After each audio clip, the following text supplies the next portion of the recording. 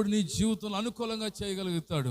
నువ్వు కీడును ఎదుర్కొంటున్నావేమో, శోధనలు ఎదుర్కొంటున్నావేమో, శ్రమలను ఎదుర్కొంటున్నావేమో, ఆ కీడును దేవుడు మేలుగా మార్చేస్తాడు. యోసేపు జీవితంలో ఎంతో మంది కీడు చేశారండి.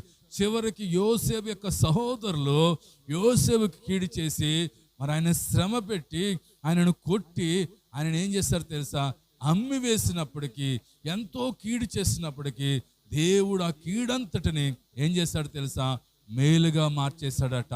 ఒక దినం వచ్చినప్పుడు యోసేపు సహోదరులు వచ్చి మరి యోసేపుకి సాగిలి పడినప్పుడు వాళ్ళకు గుర్తు చేసుకుంటున్నారు. అయ్యో, మేము యోసేపుకి కీడు చేసామే, కాబట్టి కీడుకు ప్రతిగా యోసేపు మమ్మల్ని శిక్షిస్తాడేమని భయపడుతున్నప్పుడు యోసేపు అంటున్న మాట ఏంటి తెలుసా?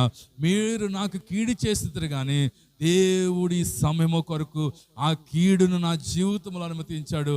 ఆ కీడును దేవుడు నా జీవితంలో మేలు కొరకే ఉద్దేశించాడు. కాబట్టి ఈరోజు యోసేపులో మనం చెప్పాలి, నీకెవరైనా కీడు చేయడానికి తలపడుతున్నారేమో, నిన్ను నాశనం చేయాలని ఆశపడుతున్నారేమో, ఎంతమంది ఎన్ని రీతిలుగా నీకు కీడు కలుగ చేయాలనుకున్నప్పటికీ దానంతటిలో నుండి దేవుడు నిన్నేం చేస్తాడు తెలుసు? విడిపించడం మాత్రమే కాదు, నీకు మేలుకరంగా మార్చేస్తాడు.